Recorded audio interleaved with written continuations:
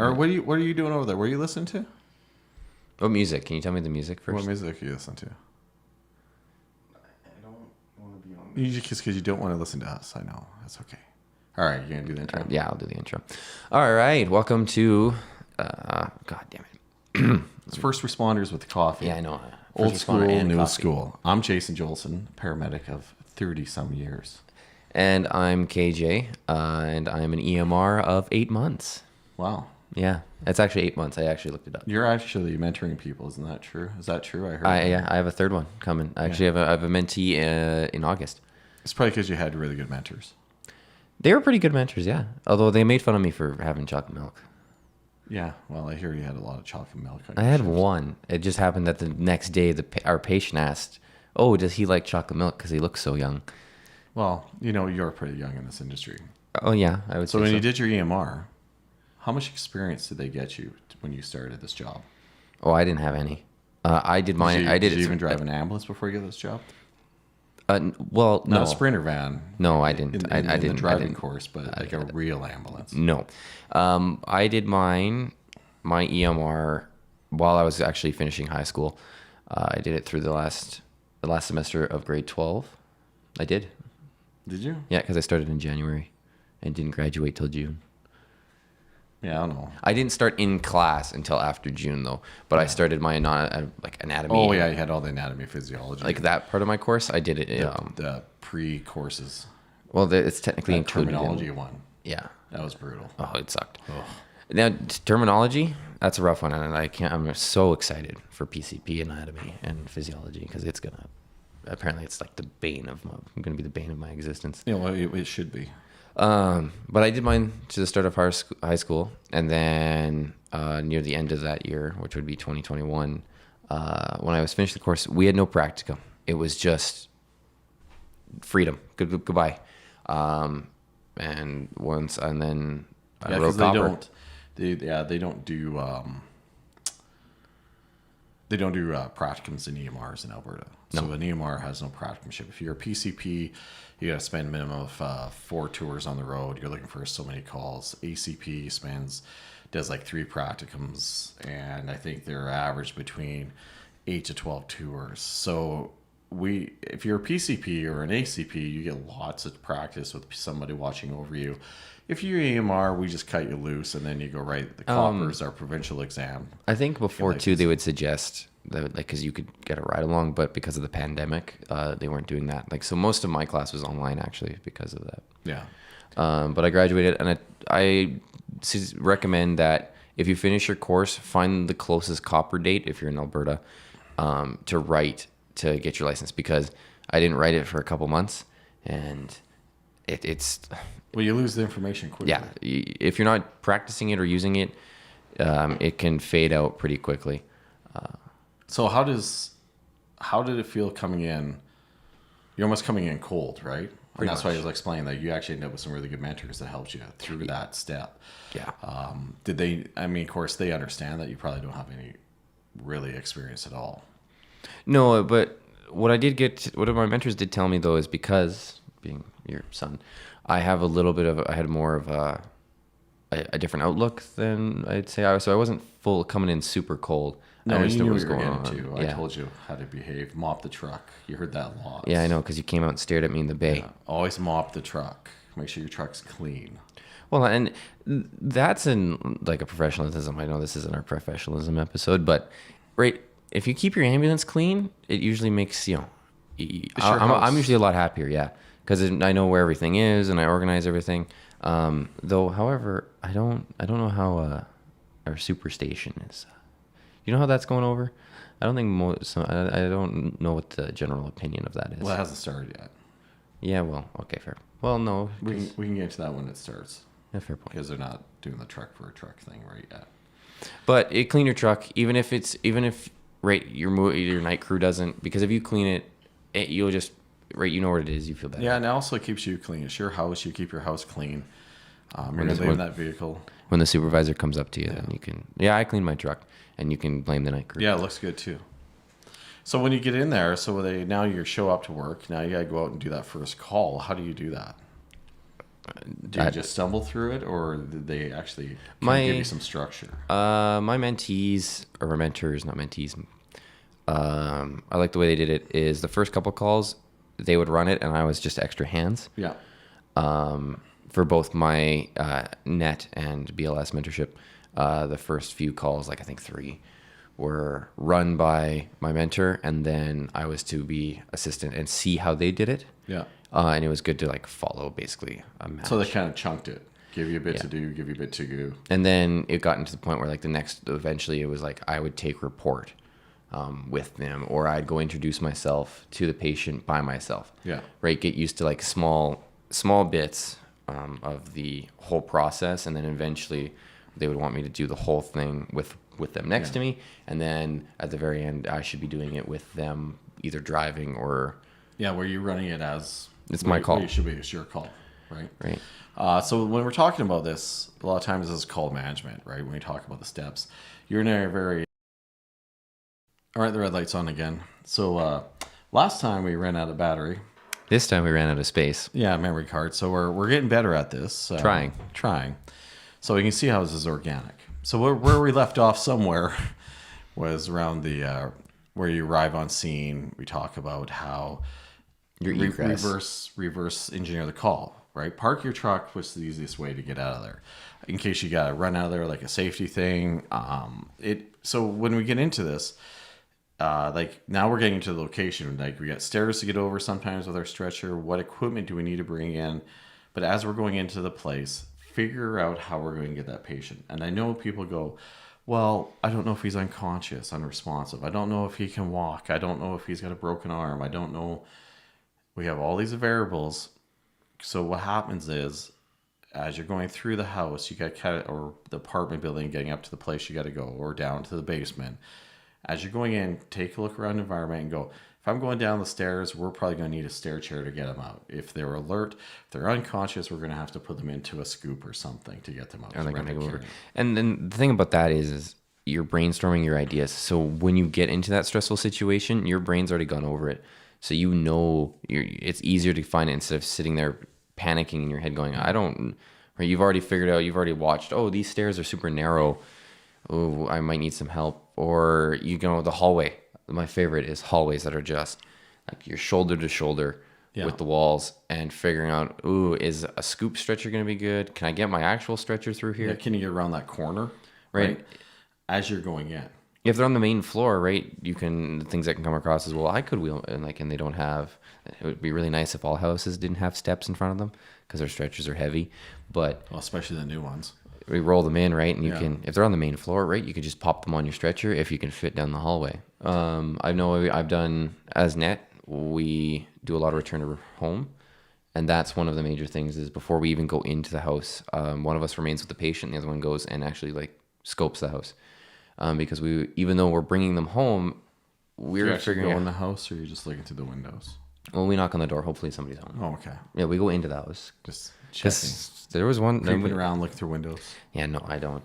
That's how we meet some dangerous things, I think. That's how you get a human resources meeting too. Yeah, but fire, we did one with fire, and there was a really narrow hallway, right? And we had to figure out how we were going to get her to turn the mega mover and the stretcher to get into the room we needed to. So part of this is, if you think about like when you're brand new, your cognitive load, right? How much, like, your working memory can only hold so much information. And you get people that like, I can't remember how to get out. The people start asking me questions. I don't know what I'm going to do. With this reverse engineering technique is that as you're going in, you're thinking about coming out. So when you start, it takes you have to think of everything that you have to do. It's not automatic yet. Yeah. So as you go through, when you start, like if you think about all the things you need to do, sit on a dinner plate, right? You got all these things you got to, on your dinner plate. But as you get into the call, if you're new, the stress is increasing. If this person is unresponsive, you're going to have to start doing maybe CPR.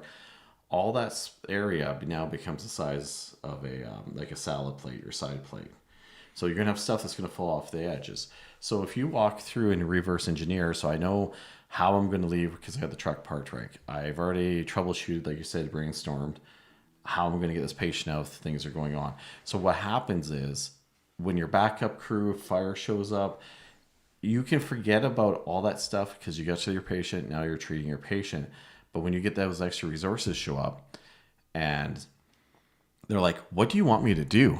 And when you're new, and I've seen lots with a lot of my students and everything, they look up and go, It's because it's a lot. And now you've asked them what you're going to do because there's so much information to process. Now they forgot where they were on their exam. Well, and the other thing is like somebody who is new and somebody asks you, oh, what are we going to do? Like for those first couple times when you're asked to command a group of people to do something for you. It's a lot because you feel, and this was a personal feeling that I had, I feel like I don't have the right to tell you what to do because like I'm processing everything and now I'm like, oh, I'm telling these people what to do and I've only been here for 4 months, right? But as you get a little more confident, right, you realize that if you brainstormed while going in and you've decided, and you can figure out what you need to do. It means you can tell them and they know what to do after, and then they'll take care of it, which then helps take it off of you. Yeah, and it also triggers the idea that you can forget about what you've thought about on the way in, right? As a cognitive load, it's like parking it. But when those people come in and ask you that question, how do you want to get them out or her out? It's the trigger. It'll bring back all the stuff you thought about on the way in, and it looks like you know what you're doing. Like a couple other things, like to save that cognitive load and make your life easier, that reverse engineering, just get used to, like when you walk up to your patient, you introduce yourself, but then always, can I check your pulse? Because if you check the pulse, if you don't have a radial and the person's talking to you, you're going to need an IV. So you can say, hey, maybe we need to set up for an IV. If you feel a pulse that's irregular, that's not right, can we just get an ECG after we get done something? It's just basically learning to have some key wording where you see stuff to do. And that's that whole reverse engineering, is that understand what you're going to need to do to go in, and then it will help you get out of the call. Yeah. And then, like, it's always good too, right? The nice thing about reverse engineering too is it helps you get more in tune with like a script in your head. Yeah. Right? Going in, understanding like, oh, if I do this and this, I can get, so-and-so answer. Right? Like asking the person to take their pulse while talking to them, right? You can do this, and as long as they let you and talk to your partner, either your partner or the patient, and still do multiple things. Now, to be fair, as being new and not having a practicum, it is a lot to... Well, it's a lot to undertake. If you think about walking in, I think they did a pretty good job. Like I said, you got a good mentors that did, they did the chunking. Yep. Right? And then they put everything together. Even if you aren't getting that in your practicum, even like when you're doing a practicum, that's how they should be doing it, right? Giving you pieces to work on, get you through it, understand that when you're on the practicum, the crew there, you're not there to carry their kits. You're there to learn how to do this, and the crew is actually there. They're your safety net. And don't be afraid. Like, you will make mistakes, or you will fumble through. You'll fumble through stuff. I certainly fumbled through the first time I introduced myself to a patient. It was not. You didn't get your name right? No, it was more that I came in and patients with dementia, it's sometimes hard because our uniforms look close to police. And so I think she thought I was a police officer coming to say something, and she didn't. She was very upset about it. Yeah, so it's very, like I said, the scripting that you talked about, have a way to introduce yourself, do it the same way every time. Granted, if they're unconscious, you may not do that, but you might train yourself to do certain things. If a patient is unconscious, first thing I do is just automatic, right? We open the airway, make sure the respiratory is good. If we have to bag them, we can. But what I really want to do is find out if their pupils are pinpoint, and I want to figure out if their sugars are low. So again, that's that cognitive load. I already know I need those. Those are the two easiest things I can do to fix somebody that's unconscious. If I get a pinpoint pupils, I'm good to go. And there's some history, like the story matches, right? Yeah. Or I find out that their sugars are low, like they're 1.2. So therefore, I probably can give these people some sugar, and we'll turn this around very easily. And a good thing for, like, as we talk about all our scripting and fumbling around, is this podcast in itself. Right, we might be really good at introducing ourselves. I'm okay. I would say I'm okay at it. He might be very good at introducing himself and running a call. But you can see that as something new with like cognitive load, the intro. We couldn't figure out the intro for what? This is the 4th episode now. Yeah, we changed the name. Right. We've had a battery die. We've had now a card go with all those checks and balances, and as you go, you get better at it. So hopefully, as we go on, like this podcast, you'll notice will be improved and it'll roll off the tongue a little bit better, and there'll be less ums, and you'll stop hearing me tap on the microphone. So, anyways, you got anything else you want to add for this one? Basically, I would say we should touch on that. We didn't really touch on that too much. Resources? Yeah, understanding when you should arrive, even before you arrive, maybe when you get that dispatch information, what kind of resources should you need, or do you want by your side? I know a lot of the times when we're bringing home, the biggest thing that I do is I check the address. The nice thing about Google Maps is you can see the front of the house and you can tell how many steps there are. Right. And if we're getting a patient who maybe can't walk or has difficulty walking, understanding like, do I need fire? Do I need help? And don't be afraid to call for help, because it's not a fun time when it's just you and your partner and you're trying to help somebody in the house, right, on a mega mover. Right. So you actually use Google Maps and zoom in to see the front of the house. Yeah. That's like genius. Well, because right when you get that smart idea, when you get that address, even I would say, right, on a merge or e-calls or whatever however they're referred to now. I don't know. It's hard to keep track. They keep changing it. It's the same thing with every sort of lingo. So if you're doing a merge call, it'd be kind of cool, actually. I don't have the time. We don't have the time in the truck. No, because you're moving. But you know what? It'd be really cool if that address could pop up the front of the house. Right. Tell how many steps you got, because... Or you just get a look at the house, right? Whether you want to slow down before you get there to make sure it's not a safety concern, that kind of thing. That'd right. be like, and talking about like checking for stuff and resources, right? As we talked about earlier, figuring out where you're going to exit. When you get into the house too, make sure, because sometimes you might fall through a set of stairs. In the house? No, not in the house. Outside. Don't take if you're going to go out the back door, make sure the deck isn't super rickety. Or actually, that's a big one. Not only super rickety, a lot of houses have that raised deck. Yep. You know, and this is like a safety thing. If you get in the house and you know there's another entrance out the back door, because that's your secondary exit. You know it's a major exit because you can open the door and get out. Just make sure there's a set of stairs or a deck there, because when you decide that you have to get out, and you open that door and you're going out that door and you realize you got a 10-foot drop or maybe a 15-foot drop. That's going to wake you up pretty quick. The other thing is about this job is I've learned I get excited over certain, if a house doesn't have steps, I'm always noticing that now when I walk up to houses or like friends' houses. I'm like, this one's got 4 steps. This one's not too bad. Or, that's a lot more steps than I want to go up. Or you walk into the house and you put your arms out and you do a twirl, right? You do this and you twirl around. Because then you can. And you're really excited because your arms don't touch anything, but you know you could actually spin the stretcher around if you could. Right, and double check. And then on top of that, if you need resources to help you out of the house, right? If the back door, then sometimes the back door might be a better option because it's a sliding door. I find sliding doors are a little bigger and they're a little easier to get out of because you don't have to dodge the door itself. Yeah, so resources are huge. Make sure you know what you knew. The problem, though, is that if we work in a metro setting, so we have lots of resources. We usually have a lot of police show up if we need it. We have fire department that can show up with a truck with 5 guys on it, or a lot of times they're there before we even get there. But if you're working rural, like suburban rural, if you're working up north somewhere like, say, Valley View, and you show up, sometimes it's just you and your partner. So that's also important to know the resources in your truck and And what you might need for that call. And in that area. And one of the things that this one guy told me one time when we were talking about moving patients is he was up north one time and they went for a patient and the patient was quite large. And like he actually thought he was going to be able to lift them, the 2 of them, and then they couldn't move them. So they actually went to the neighbors' houses and got more resources to lift this person. And that's like, when I heard that, I'm like, that's genius, because now you're protecting yourself. You went next door. It's going to be safer for the patient. And all the way around was a win-win, right? And everybody usually in those kind of communities, they get that kind of stuff as might need to be help. So I think that's all we have for today. That's all I got going. But I think what we want to do is ask if you guys have questions for us. Maybe we'll do question and answers before or after. Yeah, if you put it underneath in the, like we should say, like, follow, whatever that is. I don't know. That's I don't know where that is. Okay, wait. If this is the box or the bell, I think it's over you here. can actually put some information down if you want something answered in the next episode. We can actually add that in. If our producer do you will have ask a question. does you learn has a Facebook, right?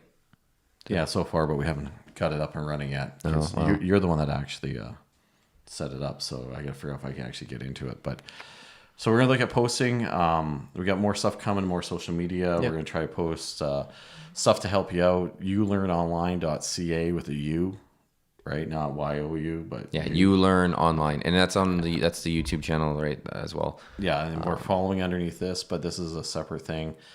But I it has think- a lot of education for EMS and that kind of thing. I think the plan for the future for this is eventually move it to its own YouTube channel underneath EMS responders and coffee. But we should have more episodes coming soon. And if you have any questions, especially like I said, like learning to use Google Maps, like I never thought of that. Yeah, it's To zoom right in, that's like genius. Like if I was going to go stage for a call where I think we're entering a call where it's chance of violence and that kind of thing, while I'm staged, I have the ability to look up that address and look around the house to see how it looks. So and that's why it's old school, new school, because I can teach you things because I'm part of a newer generation. I grew up with a lot of technology, a lot of nice technology. It's saying that you had a old Windows XP computer does not count. All right. we had mass pants. Yeah, we saw how well that worked. Yeah, well, there's people that think I should come back. So. Is that episode 2? Is are we Something referring like back that. to another? Yeah, episode 2. If you haven't seen it, watched, heard, listened, Heard, seen. yeah. See, Yeah. we're still fumbling through this. So anyways, let's just wrap it up before this just It's starting to becomes evolve. too much painful and falls off the cliff. Anyways, I'm Jason Jolson, and you are... I'm KJ. All right, we'll see you in the next one.